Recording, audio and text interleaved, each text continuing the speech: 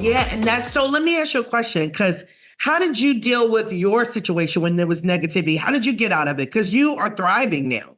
Like, how did you deal with what you do? Well, I won't even say I'm out of it because that negativity, as you know, no matter who it is, like you can get anyone just to be an asshole all the time, Yeah, right? for sure, for sure. And I was involved in something where the stigma around my name or whatever continues anytime that situation is brought up or whatever, I try to, like what we were talking about before, remember that I can only control my reaction and my feelings. So, like these people who might be terrible, say terrible things outside of me, I try not to take in anymore. I make it like a shield where I'm like, that's them. Something that happened for 15 years ago and they're worried about it and they want to blame me for something like that. They're triggered by something that I have done the work about, learned from, have my own remorse that's none of their business. Like, do you know what I'm saying? So like I try, and what you said, keep the toxic people out. And toxic people are everywhere. You meet them every day. And it's harder as we get older to make new friends, to let people in our lives. And sometimes I find that I have become a recluse for a certain amount of time because you go through different friends. And, but to me, it is very important to learn different life lessons, take the negative from things and learn from it. I also believe that life should be lived like a pendulum. You should definitely marinate in those terrible times where you feel upset and you're not doing well because you can only learn from them. And to the same extent that you feel bad is the same extent on the other side that you can feel good and have positive times.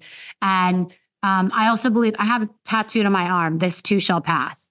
And it's not a saying for me about, if you're in the bad times, it's going to pass. Don't worry about it. It's also about when you're in the good times, be present because they're not going to last forever. And it's fleeting, and the ups and downs are always, that is what life is. So I have learned to rely on myself. I try to take a positive spin on things, but I have found that I've really cut my life down to a very small amount of people. Yep, that's me. Cut my life down to a very small amount of people. Like It's not, because everybody does not want you to win, baby. You know that. They don't. Very few people want you to win. Very few. They do. Very few. And comparison is the thief of joy. I don't compare myself anymore. I don't live in that. I don't care what they have. I don't care what they do.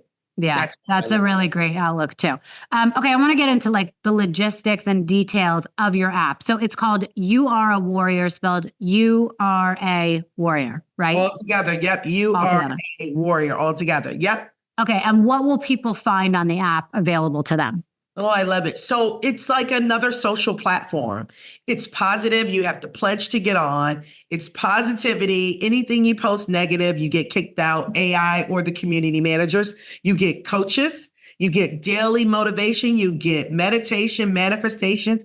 You get a daily challenge every day, 365 days. Like challenge yourself every day. You get to go into groups like, say, it's substance abuse. It's grief, it's stress, it's cancer, whatever group you want. And you get live coaches. And so, and you share your warrior story. So it's all gamification. You get badges, you get to win stuff. Like it's a one-stop shop. That's what I wanted. I wanted something that you could feel good about it. It's positive, it's light, and it's interesting. Amazing.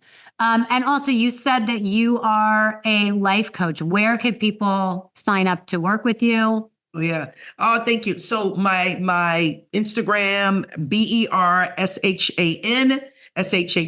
at Gmail. So Bershawn Shaw at Gmail, BERSHANSHAW at Gmail, or you could do that's my email. Sorry. My Instagram and everything is just my name, Bershawn Shaw. Instagram, Twitter. That email goes to my assistant, my website, Bershawn Shaw, all of these things. Everything is Bershawn Shaw. Now, I'm curious because I'm not somebody who does affirmations. And obviously now after talking to you, I probably should. I know that I've read you used to do 200 affirmations a day. Give me an example of some affirmations that people, if they don't do them, should start. I am powerful. I am beautiful. Miracles happen to me daily. I am enough. I am happy and healthy. My perfect man comes to me at the perfect time. I do that. I am healthy in my body from my head to toe. I only surround myself with positive people. I love that. Okay, what else is going on in your life besides this? Like, what are you working on besides this? So I'm working on a book. I'm working on a book. It's really about warrior stories, because my whole thing in starting a campaign, so many people are suffering in silence. And they're just suffering in silence, and people don't want to talk about it because they're embarrassed or ashamed. But what if it was like, Rachel, you know what? I know what you're going through. Maybe it may not be on that scale, but look what happened to me. We all go through things on a different level, but we may want to make it seem like it's okay, like it's horrible. You said people are still harping on that 15 years later? Damn. Yeah.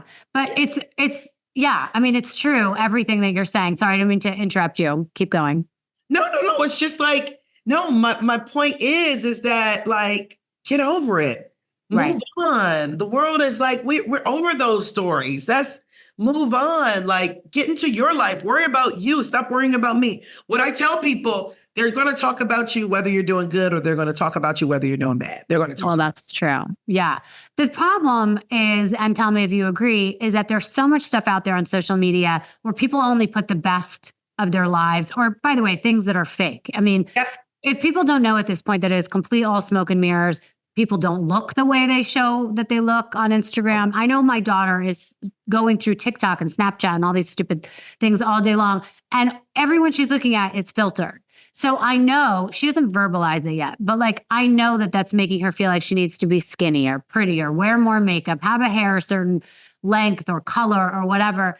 And I think that's really detrimental. And it's not even to kids. It's actually more adults too that I'm seeing cannot live a life where they are authentic and themselves anymore. I know so many people just in Palm Beach alone, where I've moved in the last year and a half, you see these women that if you try to have a conversation with them about anything remotely, about their past, who they are, like the essence of them, you can't even get to that because they're too busy talking about their boats and their planes and who they're dating and who they're used to date and the I don't know, all the things that their kids are doing that they're almost using to stack up these like wins against you, you know, where they live.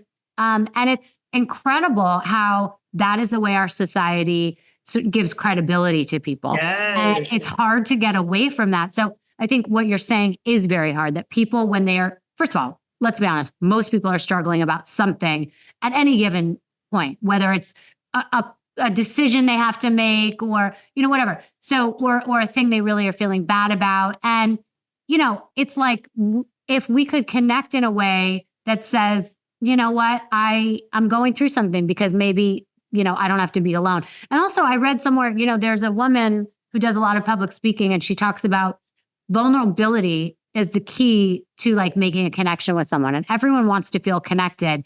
And when you are vulnerable, even for a minute, even though that's so scary, that's the only way to get someone to be like, okay, actually, I want to talk more to you, or I actually like you. To break down those barriers, being vulnerable is the thing that sets you apart. It really is, right? Because it's real connection. And that's what this app is, real connection. I want to start a social media campaign of let's get back to real connections or your stories, because we connect through stories. Yeah. We connect through, I've been in domestic violence. I've been broke. I go to Palm Beach all the time, right? I stay at the Breakers and, you know, the people you meet, oh yeah, I'm going on my yacht on Friday. Oh yeah, I'm doing this part. I mean, no one's connecting. I got it. But what's the real? Yeah. My daughter's on crack. My husband I barely talk to. My sister I haven't spoken to in years. I mean, like, that's the real truth. Right. All you're doing. You could be on a yacht and having that conversation. There's nothing wrong with that. Nothing wrong with that. You could be, but like connecting to someone from the heart and soul. Yeah. That's what I want to do. All right. You got to help me, Rachel. I'm going to help you. I believe in it. And like, let's do it. I love the concept. I love the idea. I think it's so important for everyone. I am your sister in this. I want to help you any way that I can. I also, you know, I I'm very sensitive, especially because I, as I said, have a daughter. I'm very sensitive to young kids that feel the pressure to commit suicide because they have no other way out, or they feel they have no other way out, excuse me. And they feel like that they cannot talk to anyone like you're saying. And it makes you very isolated. And I think the first sign of when somebody's not doing well is when they isolate themselves. That's what I've noticed that I do. I think it's what I've noticed from other people. So if you know someone that has kind of pulled away, that they're starting to do things on their own and you haven't heard from them in a while, like that's the time to maybe even reach out to them a little more. It is true, right? And so in the youth ages 12 through 25, suicide is up by 77%, because that's what they talk about. Oh, I don't want to be here. My cousin, who's 13 years old, tells me when she gets 16, she wants to get, I guess, a BBL. Oh, I mean, that's great. That's all we're showing is BBLs. That's Right. what Well, and it's interesting because the 16-year-olds are competing with the 25-year-olds who are competing with the 45-year-olds, or backwards. The 45-year-olds are competing with the 25-year-olds. But you know what I mean? It's like so odd that the way you look becomes more important to people than the way they feel inside. We've gotten so far away from what priorities should be. Sorry, we've gotten away from human connection. We've gotten away from being real.